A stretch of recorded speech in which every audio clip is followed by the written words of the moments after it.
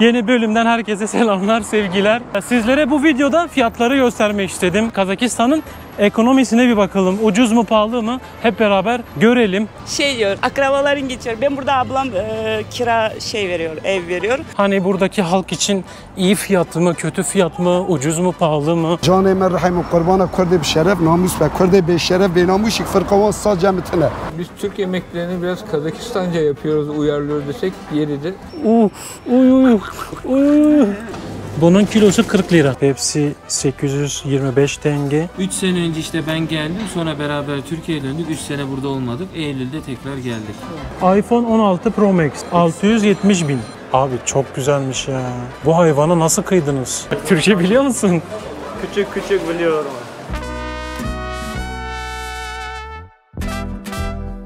Ben video çekiyorum, buraları geziyorum. Kazakistan'da mı tanıştın? Evet, Kazakistan'ı tanıtıyorum. Siz Türkçeyi nereden biliyorsunuz? Klasik bir soru. Ben İstanbul'da okuyorum normalde. Nişantaşı Üniversitesi'nde. Gastronomi bölümünde, Arjun Medya Akademi'de. Gastronomi. Yani önümüzdeki sene orada olacağım. Onun için çok seviyorum Türkiye'nin. Şu an tatil ya. Şu anda okuyor musunuz orada? Evet. şu Devam anda ediyor. Devam ediyor. Kaçıncı yıldınız? 3. 3. Kaç yıllık? 4 mü? 4 evet. 4 yıllık. 3 senedir Türkiye'desiniz. Normalde 8 senedir Türkiye'deyim. Daha önceden? Gelinlikçide çalışıyordum. Ondan sonra 3 sene okula yapamadım, okuyamadım. Sonra 3 sene sonra... Durdurdunuz 3 sene. Ondan sonra şu an okuyorum. Baksana ellerimde. İsminiz neydi? Botagöz. Benim adım da Fuat. Ne zaman geldin 3 gün sen? oldu. Benim bugün 3. günüm. Ben Kırgızistan'dan geliyorum buraya. Evet, burası yeşil ve de dağlı şehir olarak çok güzel. Böyle Dağlık bölge. evet, bir de sokaklarda da böyle Türkiye'de çoğunda sigara bilmem ne Çok çok temiz. dolu ya, Evet, ama evet, buralar bayağı temiz. Evet, çok evet. dikkat ediyorum. Dikkat etsen bakarsın. Doğru. Bunun cezası yok değil mi mesela? Dikkat mi ediyorlar yoksa Yok, cezası mı var? sigara içtiğinde böyle attığında kameralar var. Ceza evine Hemen gelebilirim. yüzünden tanıyorlar. Direkt ceza geliyor. Evet. Öyle oldu. Arkadaşlar bakın, o yüzden her yer çok temiz. Caddeler geniş. Ceza var. Yani her Yani- yerde de çöp kutusu var. Kırgızistan'da çok çöp kutusu yoktur bu şekilde. Ve de misal oluyor ya, çöp attığında ya da tükürdüğünde bile ceza var. 15 gün cezaevinde girip çıkabilirsin. Ona ciddi dikkat et. misiniz? Evet. Ona dikkat edeyim, tükürmeyeyim yere o zaman. İstanbul. Seni gördüm, sevindim. Benim ablam diyor, mesela Türk'tü gördüğünde, senin akrabaların diyor. Diyor, akrabaların geçiyor. Ben burada ablam kira veriyor, ev veriyor. Türkleri görüyor, direkt bana görüntülü arıyor, diyor akrabaların girdi, tercüme et bilmem ne. Toplamda kaç yıldır Türkiye'desiniz? 8 sene önce Dubai'ye gittim. Dubai'de yaşadım. Ondan sonra Türkiye'ye gittim. Orada bayağı çalıştım, hem okudum öyle.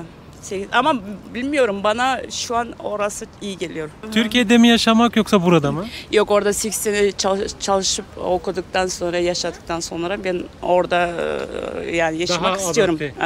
Evet, istiyorum. evet, Neden? evet. Burada misal akraban karışıyor. Orada kimse yok, rahat. İşinle güçündesin, kimseye kafanda arıyor. Arkadaşlarınla Evet, takılıyorsun. Evet. Ne iş yapıyordun burada? Kiralık ev. Kiralık ev. veriyoruz. Evet. Arkadaşlar, kiralık evin sistemi şöyle. Burada bekliyor. Gelen insanlar zaten hemen biliyor. 15 Kiralık. senedir orasını insanlar alışık biliyorlar. Geliyorlar, yani saat olsa saatlik burada gideriz sonra. Saatlik olsa saatlik veriyoruz, gecelik veriyoruz, öyle. Günlük var, aylık var, saatlik var. Evet, var. Böyle direkt biliyorlar. Sizin yanınıza Evet, geldi direkt. Geldi, evet, direkt geliyor. Sonuçta kira diyorsun, belli insanlar sonuçta Evet, evet. birbirinden duyuyor. Ya Almatı'nın hepsi Zelyon'da Hiçbir şey de söylemedin, demedin kiralık falan. demedim, kendileri Kendisi göre. sordu. Evet, kiralık. Kendisini çekebiliyor muyum? Evet, Heh, çekebiliyoruz. tamam. Bu abi, arkadaşlar, Dunganları göstermiştim size Kırgızistan'da. Bu abi Çin'den gelen Dunganlardan, yani Çinli Dunganlar. Are you Muslim? Harki. Harki. Harki ne? Harki ne, ol ne degen? Ne, Müslümansız mı dedi? Yiyetunga Müslüman. Müslüman. Müslüman mısın? Müslüman. Bu Çinli Müslümanları anlatmıştım sizlere. Karakol şehrindeki videoda. Onlar da Evler. gördük. Evlerin anahtarları. Çok ev varmış, 20'den fazla ev varmış. Evet. Onları böyle Böyle- gün boyunca kiraya veriyor. Evet. Günlük, saatlik. Abi günlük mü kiralayacak? Evet, günlük sabah kadar 15.000 tenge. 15.000 tenge. Anlaştık. Evler böyle rahat rahat insanlar girip çıkamıyor. Anahtarda girip çıkıyorsun sadece. Güvenlik var. Güvenlik Bu abi var. güvenlikti değil mi? Evet, Oradaki. orada. Böyle istediğin gibi insanları girip çıkarıyor. Her yerde ağaçlık, yeşillik, park var. Evet. Bu sitenin içerisinde bile parklar var. Bakın çocuklar için park Futbol var. şeyi de var. Saha var. Burası hepsi kiralıkları. Bir oda. Wonderful. Wonderful. Bakın banyosu bu kadar küçük. Хорошо. Ev çok güzel bence. Küçük. Yeterli. Bizim Türkiye'deki ofisler gibi işte emlakçılar gibi de çok farklı. Daha böyle rahat. İnsanlar rahatlıkla iş yapabiliyor. Özellikle Türkiye'de rahatlıkla herkes bir şeyler yapamıyor. İş yapamıyor, çalışamıyor. Ama burada istediğin gibi taksiye çıkabiliyorsun, kuryelik yapabiliyorsun, her şeyi yapabiliyorsun. Yeter ki çalışmak, istek olsun. Yani çalışmaya istek olsun. Çok rahat sonuçta, birbirini kandırmıyor. Misal saat 10'a kadar dedi ya, saat 10'da geliyorsun ya da sen telefonda açamazsan anahtarda koyacak yer söylüyoruz, orasına bırakır gidiyor. Ne kliman kırar, ne çalar, hiçbir yönde şey olmaz. Kalıyor gidiyor. Kalıyor gidiyor. Sovyet döneminden kalan binalar. Bu binalar çok sağlam ve çok pahalı dedim. Evet, betonları bu kadar yani. Birbirinin sesini hiç duymuyorsun içeride. Misal girdin ya, orada bağırsan. Ses yalıtımı çok iyi. Hiç ses gelmiyor. Gelmiyor. Sağlam binalar yani. Zaten Yani görünüşleri. depremde de böyle şey olmuyor. Deprem Sallanmıyor. sallanmıyor öyle. Sallanmıyor. Bu arada arkadaşlar burası deprem bölgesi. Yani depremlerin çok sık yaşandığı bir şehir Almatı. Depremlerle başı belada buranın. Evet, doğru. Yani hemen anında gidebiliyoruz. Dağ sonuçta, dağ şehirleri. Evet, evet. Kandaysın. Kandaysın bakalım. Bu ne? Bu ne? Kandaysın. Atın kim? Atın kim? Ha? Atın kim? Ayaz. Ayaz. Ayaz. Türkçe Ayaz. Evet evet. Ayaz. Bu kim? Bu kim? Uy uy uy uy bulu bulu bulu.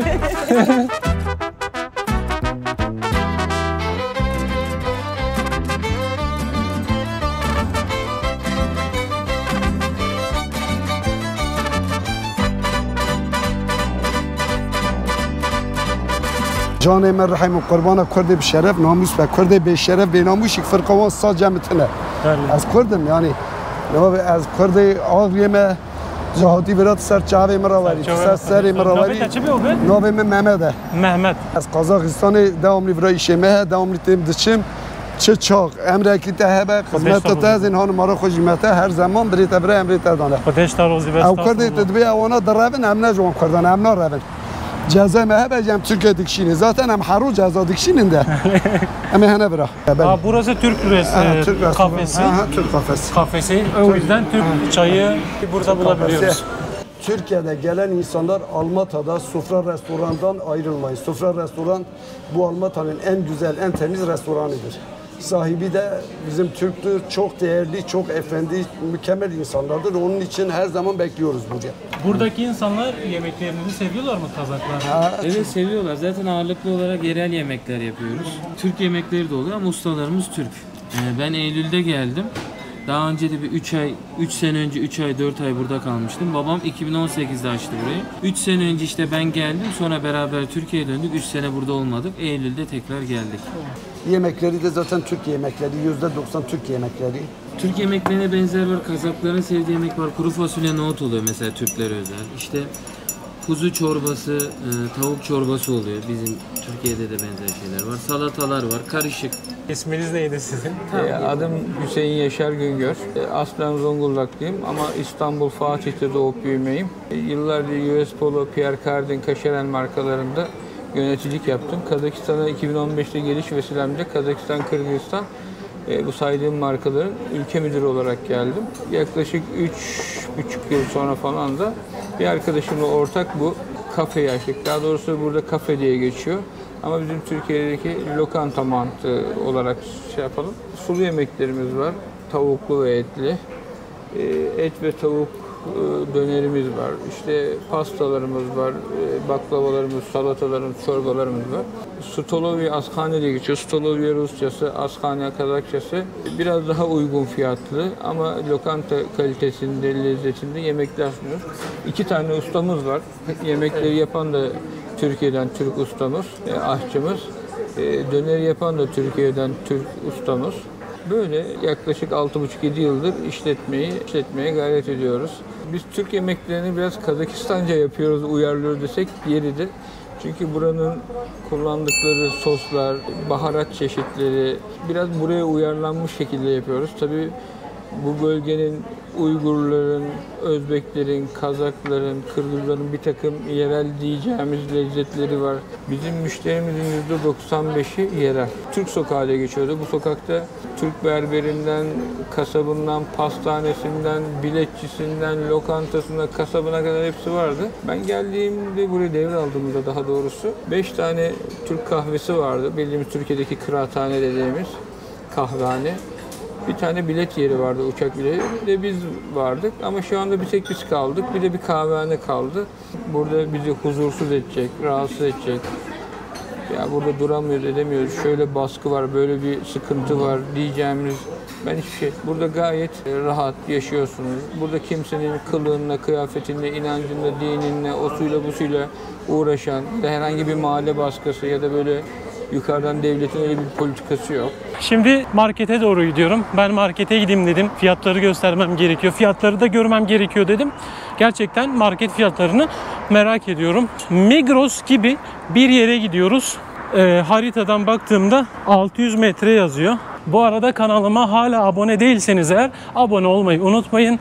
Videoyu beğenmeyi, yorum yapmayı, hype puanı vermeyi, göndermeyi unutmayın. Hype puanını göndermek için de yorum kısmını sola kaydırdığınızda hype puanını gönderebilirsiniz. Benim için çok iyi olacak. Algoritma bunu istiyor benden. Siz bunu yaptığınızda videolarım beni tanımayanların önüne çıkmış olacak. Beni tanımayan kişiler de sizlerin vesilesiyle beni tanımış olacaklar. Hatta abone olacaklar, videomu beğenecekler, yorum atacaklar.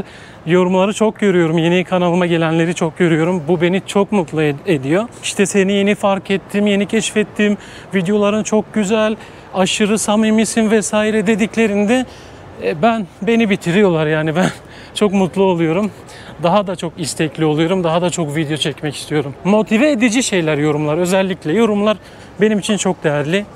İzlenmeden daha çok yorumlar arkadaşlar. Sizlerin fikirlerine, eleştirilerinize, düşüncelerinize ihtiyacım var ve değer veriyorum. Haydi devam edelim. Buradaki insanların kazancı en az 600-700 dolardan başlıyor. 600-700 dolar başlıyor. 1000 dolara kadar çıkıyor. Fiyatları gördükten sonra bunu kıyaslayabiliriz. Asgari ücretli insanlar en az ne kadar kazanıyorsa onu da tartışırız. Hani buradaki halk için iyi fiyat mı, kötü fiyat mı, ucuz mu, pahalı mı? Hem onları da düşünerek bir kıyaslama yaparız. Hem de Türkiye'ye göre buraya gelmek isteyen, gezmek isteyen insanlar için de bir kıyaslama yapabiliriz. Arkadaşlar Magnum'a geldim. Magnum Market. AVM'nin alt katındaymış. Böyle fiyatları göstereyim. Bir de bir şeyler alıp içebiliriz veya yiyebiliriz. Bakın fiyatları bu şekilde. 20 lira bir tanesi diyebiliriz. Burada Milka'lar var. Yaklaşık 50 lira diyebiliriz. Şöyle cipslere bakalım. 799 tenge ne kadar? Şöyle hesaplıyorum. Mesela 799 bölü 522'den hesaplıyorum. Ben kafadan atıyorum. Yani şu an 40 falan geçti de. 62 lira. Bu 62 lira bunun tanesi. Dolar da durmuyor ki yerinde. Bir düşüyor, bir yükseliyor. Düştüğü yok da yükseliyor sürekli. Şöyle bakın 18 lira, 42 lira bunun tanesi. Şu kolalardan var. Şöyle göstereyim size. Böyle kolalardan var. Bunun da fiyatı 25 lira. 47 lira, 44 lira, 43 lira böyle. İçecekler. Pepsi 825 tenge, 50 lira diyebiliriz. Bu viski mi? This maybe whiskey. Ha. I don't know. I don't understand whiskey, wine, vodka. I don't know. Anlamıyorum ki arkadaşlar hangisi viski hangisi şey. Büyük bir ihtimalle viskiye benziyor. viskidir. Sadece fiyatını göstereyim sizlere. Ne olduğunu siz yorumlara da yazabilirsiniz. 3489 yani bu ne kadar? 270 lira bunun tanesi. Çok var. Hiç anlamadığım markalar. Ah ben bunu biliyorum. Ballantynes. Ballantynes ne? 22.000, 23.000 tenge. Bakın burada 10 var. 10 herhalde. 10 yazıyor. Lira 43 lira. 43-44 lira bunun tanesi. 2 kilolukmuş. Şöyle var. Bu da 2 kilo ama bunun fiyatı biraz daha pahalı. 1959. Bunun fiyatı 160-170 lira. 2 kiloluk. 230 lira bunun tanesi. Şöyle 230 liraymış. Arkadaşlar Turkish Brand reyonuna geldik. Türk markalarımız var. Albany 307 yani 20 lira. 20 lira bile değil. 18 lira tanesi. Bunun da 20 lira diyelim. Şöyle. 395 tenge. 395 bölü 522. Yaklaşık bu da 30 liraya tekabül ediyor. Yağın fiyatına bir bakalım. 1 litrelik yağ ne kadar burada? Evet bu Türk. Türk markasının fiyatına bakalım. Kaç litreydi bu? 1 litre. 1 litrenin fiyatı 2069. Bakalım ne kadar Türkiye'den gelen bir yağ burada ne kadar? Bunun fiyatı 160 lira Kazakistan'da. Arkadaşlar pır pır oluyor. 60 FPS'te olduğu için böyle. Bunun kilosu 85 lira falan. Üzümün kilosu 85 lira. Bunun kilosu 40 lira. Patlıcanın kilosu 40 lira. 30'luk yumurta 170 lira. Etlerin kilosu da 300 liradan başlıyor. 250 lira var, 280 lira var, 300 lira var. Markette en sevdiğim bölüm bu arkadaşlar. Mesela buradan paket paket alıp hostele götürüp hostelde mikrodalgaya atıp ısıtıp yiyebiliyorum. Ve bir sürü şey var bakın. Köfteler var, etler var, kıymalar var, balık var. Siz ne aldınız? Bu ne? Güzel mi? Ajakşa? Ha, jakşa. Bu ekmeğin tanesi 14 lira. Şöyle büyük ekmek var. Bunun da 15-16 lira. Şu var 16-17 lira. Şu somun ekmeğinden var. 20 lira diyelim. Zaten alkol fiyatına hiç bakmaya gerek yok. Çok ucuz. Alkoller bayağı ucuz arkadaşlar. Yani bir kutu bira 50 lira, 40 lira, 30 lira, 60 lira. Bakın bir tane bu şöyle 50 lira bunun tanesi. Bunun tanesi şöyle 70 lira. Şundan aldım. Çin içeceği bakalım tadı nasıl merak ettim. Peçetelerin, havlu peçetelerin fiyatı bu şekilde. 170 lira, 150 lira. 8'li. 8'li 160-170 lira. 1, 2, 3, 4'lü, 8'li var yine aynı şekilde. Bu da 200 lira diyebiliriz. Bebek bezleri var şu şekilde. 450 lira, 480 lira arası. 500 lira falan. Sabit fiyatsa eğer 480 lira. Arkadaşlar içeceği açtım. Deneyelim bakalım nasıl bir içecek. Bildiğiniz şekerli. Normal hani böyle çok değişik daha önce tatmadığım bir tat değil. Normal çilekli, şekerli, gazlı içecek. Türkçe biliyor musun? Küçük küçük biliyorum. Biraz biliyorsun Türkçe. Evet. Bunlar telefon kaç böyle? 15 mi 16 mı bunlar? Şöyle bir telefon fiyatlarına bakalım. Bakalım telefon fiyatları ne şekilde? Ha liste varmış çok iyi. iPhone 16 Pro Max. iPhone 16 Pro Max evet. 670 bin. 670 bin tenge bu. 51 bin. 52 bin Türk lirasına tekabül ediyor. 256 GB'lık olan telefon. 1 TB var. 900 bin. 900 bin. 1700 dolar yapıyor. Türk lirasına çevirdiğimizde kur değişebiliyor. Türk lirası gün geçtikçe değer kaybediyor. Dolar yükseliyor. Burada da yükseliyor mu? Dolar. Yükseliyor. Burada da yükseliyor. 69 bin liraya tekabül ediyor. 1 TB'lık olan. For Kazakistan people. Yani Kazakistanlılar için. Sizin için. For you cheap good price. Yani cheap phone price. Ucuz fiyat mı? Anlamaz. Sen bunu alabiliyor musun? Yok. O zaman not good price. Arkadaşlar aylık 600 dolar, 500 dolar değil mi? Evet. Öyle çalışıyorlar. Sen kaça çalışıyorsun aylık? 800 dolar. 800 dolar alıyor. Yani 32 bin liraya aylık çalışıyor. Bu telefon da 68 bin lira. 3 ayda alabilir rahatlıkla. Adın ne? İlyas. İlyas Türk ismi. Uygurum. Uygursun.